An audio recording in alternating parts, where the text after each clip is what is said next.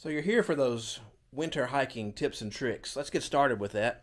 The first thing we need to cover is what you're going to wear when you're out there in order to keep yourself warm, dry, and comfortable.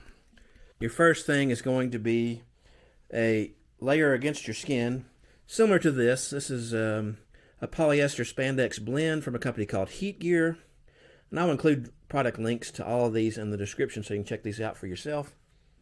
These allow your skin to stay warm, to stay dry as they wick sweat away from your skin surface to the next layer so you stay nice and comfortable. Skin. Hat. Hat is essential. This particular hat is by a company called Wool. It's thin, but it actually is really warm. A natural fiber that I would recommend is merino wool.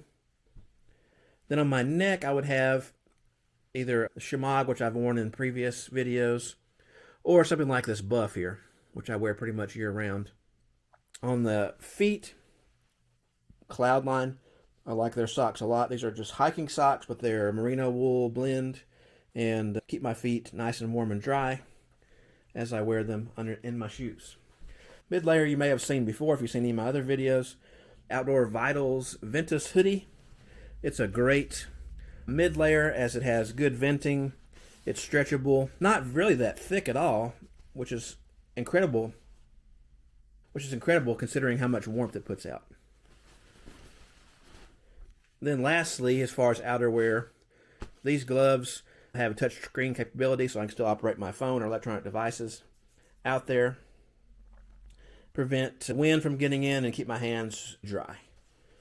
I'll carry this outer layer. It's just a synthetic puffy that I got. I don't remember where I got it from exactly, but it folds up really nicely into its own little pocket. I'll have that in case I stop and I get cold when I'm taking a snack break or something like that. Stay warm. Yeah. Of course, you're going to carry the 10 essentials with you with a few modifications. Water filter you should always carry with you. If you're using this in the cold weather, especially if it's below freezing, you want to carry it in a plastic bag and put that into a pocket that's close to your body so it stays warm and doesn't freeze. If those fibers in there, it's got microfibers in there that filter the water and get the baddies out. If those get frozen, the filter will be inoperable and won't work and won't be safe to use. Now, a lot of times when you're out there, you are using electronic devices. When it's colder, those electronic devices drain faster. But I always recommend carrying at least some kind of battery backup, maybe sometimes two, depending on the capacity of that battery backup. And I'll be carrying that with me today as well. So why don't we go out and do a little winter hiking? Hey, if you're liking this video so far, make sure to give me that thumbs up so it lets YouTube know that this is a video that needs to get around to other people so they can see it. Thanks. Okay, I'm at the trailhead. There's a couple things more you need to consider as far as what you're going to wear, and that is footwear. I have on Columbia Bugaboo 3, I believe, insulated boots. They've got a good sole on them. And I have a choice. I can put on these traction devices here, which is basically just stretch over the shoes and have little spikes on them. Spikes. If it was icy, I think I would go for that, but it's more snowy, so I'm going to go with snowshoes.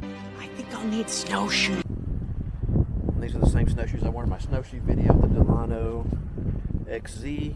And I'm going to carry, of course, trekking poles for helping me with stability.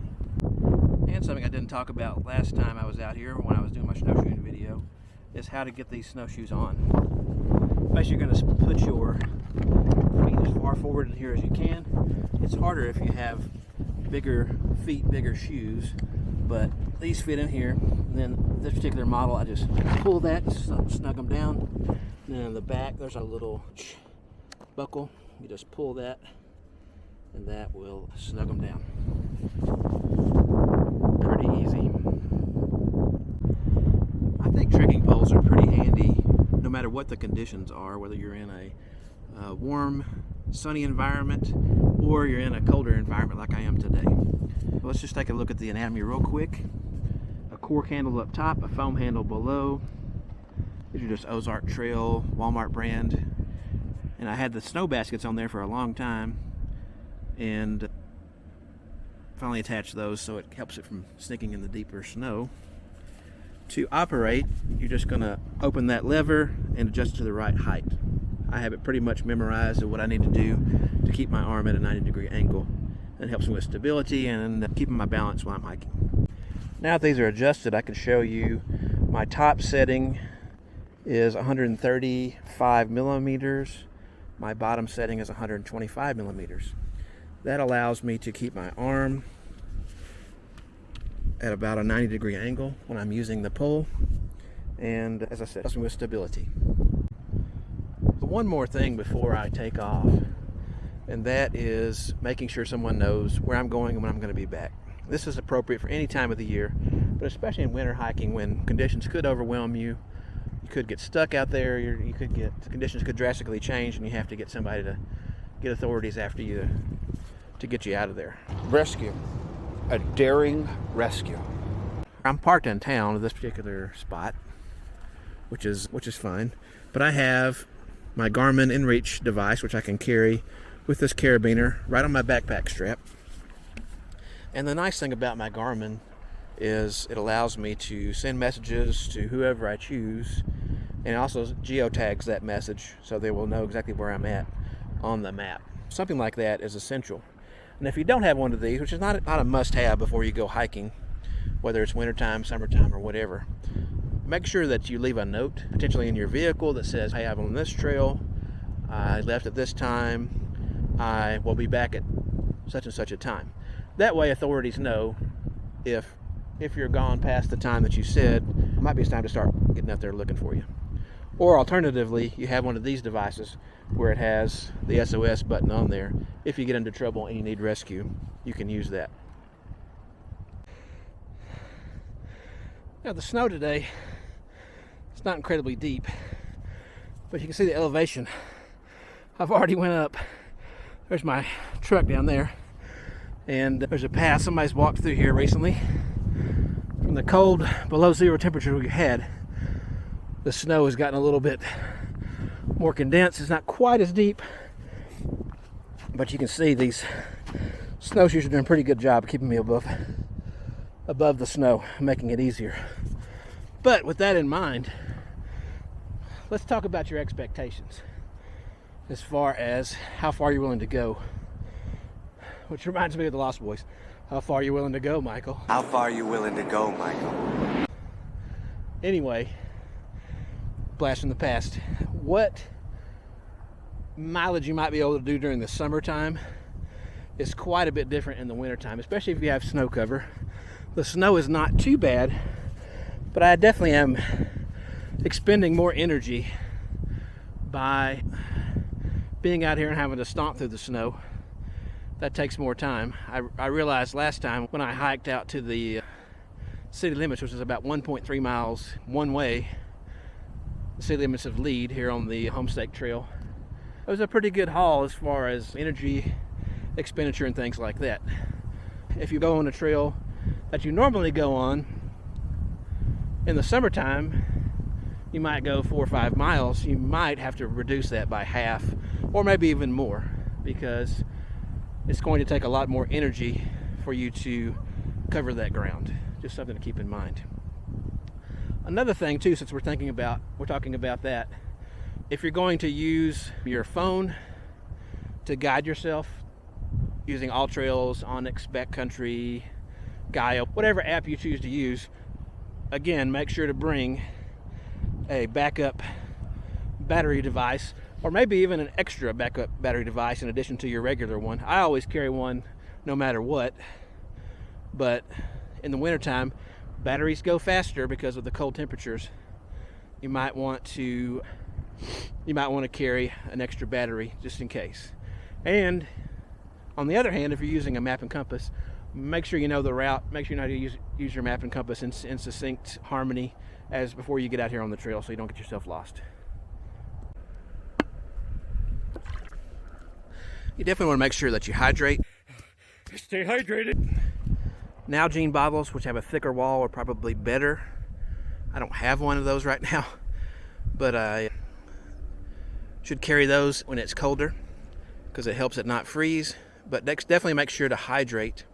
Another tip you could do, or trick, is when you, of course, have the lid on, is you can flip the bottle upside down like this and carry it in your pack so it will freeze from the upside, or top side here, of the bottle rather than the bottom. That way you still have water to drink.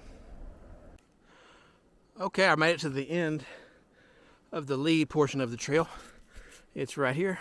Keeps on going to Deadwood, and one of these days I'm going to do it when I have time. Unfortunately, I got to work tonight, so I really need to get something to eat. Let's talk about snacks. Snacks! Hard to see, but right up in there I scared up a little 2-pack of mule deer. They're going up that hillside right there. I'm going back this way. I haven't seen a soul out here, and that was the first wildlife I saw on the trail too. It was a bit warmer than I expected, so I'm glad of 2 things.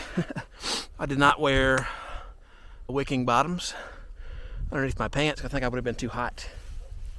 If I was going to be spending the night out here camping or whatever, I definitely would have worn some, but with the high aerobic activity that I had, in this particular case, I did not wear those. Let's talk about food. So here's a food item that may be appropriate for colder weather. It's just a Nature Valley sweet granola bar. Other items I have down here: Welch's fruit snacks. Got a Jif to go peanut butter. I'll eat it out with my fingers. Jif to go peanut butter. I'll eat it out with my fingers. And I've got a fruit cup here. It's just some oranges. All good high energy foods. Not a whole shitload of sugar. Not a whole lot of sugar. And of course I got some water to hydrate myself. Got to keep the hydration going. I'm a little bit sweaty on my head where my hat was, so I took that off so my hat could breathe and my head could breathe for just a second. It's definitely not as cold as I anticipated it, which is fine with me, but I'm having a good time. Hope you are too. The Welch's Island Fruits, man. Fun? Man? Probably can't see them, but there's some deer over there. On the edge of that hill, if you look underneath the bent piece of iron. Pretty cool. Okay, y'all, I made it back down to the vehicle, and I was out on the trail about 2 hours, covered about 2.45 miles. I went again to the lead city limits, ended the trail, and came back. Snowshoeing was definitely something I needed to do because the snow was still out there, and in some places it was pretty deep. So I'm glad I had my snowshoes on instead of having my spikes, because that would have made things worse, I think, and it wouldn't have been as efficient. But before I finish up for today, I wanted to talk about a few things to have in your vehicle, just in case you get back to your vehicle and you have an issue. So your battery's dead. Here's a good thing right here. Now this is an older one. This is a jump starter power bank. I got it off Amazon. I don't know if they still have it on Amazon. If I can find it and link it, I will for you. But having a way to start your vehicle in case your battery dies because the weather got colder and your battery maybe is in need of replacement, it's good to have a jump starter that you don't have to have with anybody else. Now, jumper cables are good too, but jumper cables are only going to work if you have somebody else to help you. Another thing to have is a window brush with a scraper piece.